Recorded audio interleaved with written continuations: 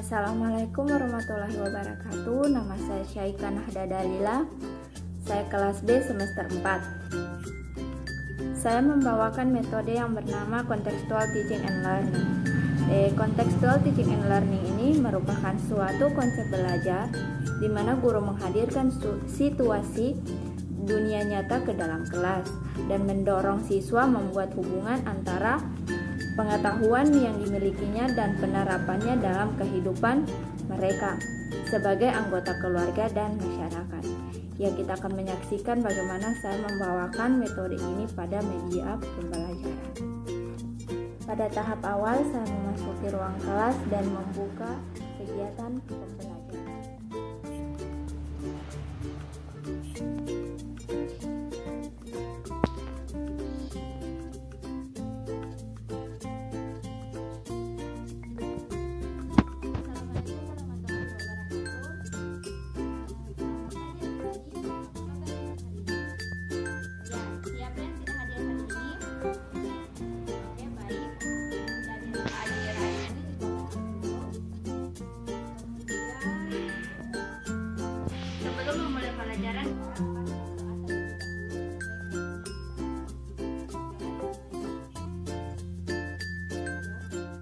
Kemudian saya menyampaikan tujuan pembelajaran. Kita masuk pada tujuan pembelajaran. Tujuan pembelajaran ini yaitu kegiatan inti. Kegiatan inti di sini adik-adik bekerja dalam suatu kelompok untuk menyelesaikan permasalahan yang akan ibu ajukan. Di sini kalian akan menentukan unsur-unsur cerita fantasi yang sudah ibu jelaskan tadi.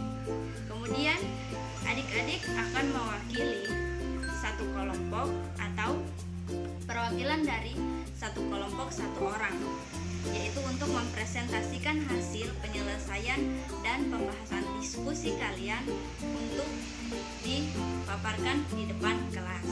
Ya, yang ketiga, adik-adik dalam satu kelompok itu menyelesaikan lembar kerja yang diajukan ibu, dan ibu akan berkeliling untuk memantau atau mengamati, kemudian untuk memotivasi kalian agar tidak terjadi kesalahan. Setelah itu kita masuk pada materi. Materi di sini saya membawakan materi cerita fantasi. Baiklah, kita langsung saja masuk pada materi hari ini. Materi kita hari ini yaitu cerita fantasi. Ada yang tahu tentang cerita fantasi? Ya, jika tidak ada, ibu akan menjelaskan. Jadi, cerita fantasi adalah salah satu bahan tertulis atau yang berbentuk tulisan atau karangan untuk menggambarkan, menyebutkan atau membayangkan berbagai pengalaman, perbuatan, dan kejadian berupa khayalan, imajinasi, dan angan-angan atau rekaan belaka. Jadi, cerita fantasi itu terjadi hanya pada imajinasi kita saja. Kita hanya membayangkan cerita itu di dalam khayalan kita.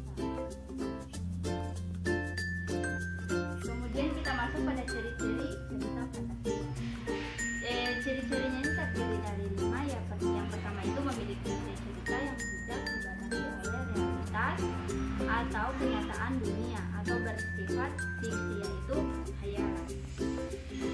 Kemudian yang kedua, di dalam cerita terdapat keanehan seperti sihir, makhluk ajaib maupun sesuatu yang misterius. Nah, yang ketiga, penggunaan latar dapat menembus ruangan atau waktu.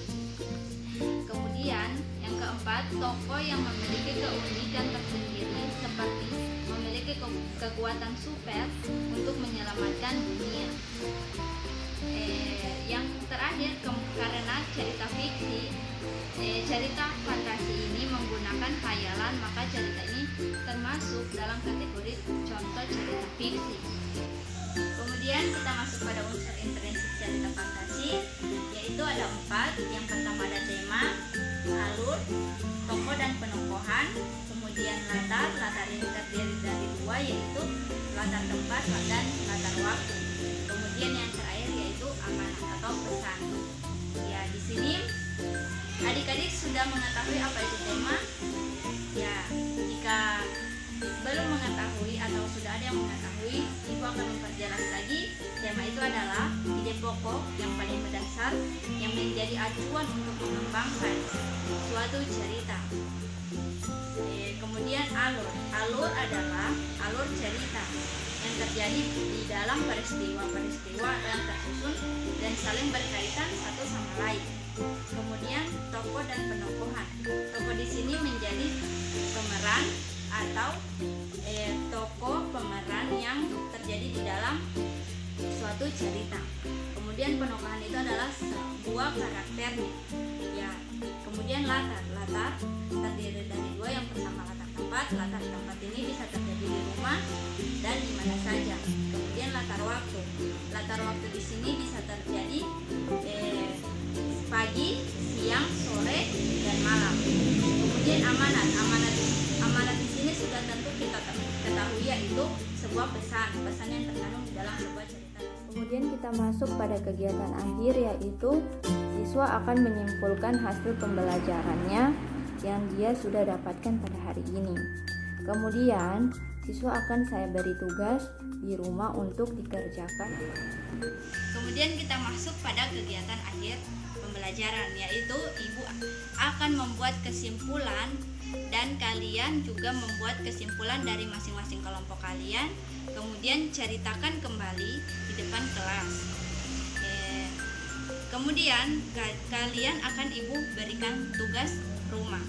Jadi Ibu akan memberikan tugas rumah mengenai cerita fantasi tersebut dan kalian akan menentukan unsur-unsurnya. Ya, kemudian Ibu akan memeriksa tugas kalian pada pertemuan berikutnya. Jadi, hari ini kita sudah membahas tentang unsur-unsur cerita fantasi dan menentukan pada unsur-unsur tersebut. Jika ada yang belum jelas dan kurang dipahami, bisa ditanyakan.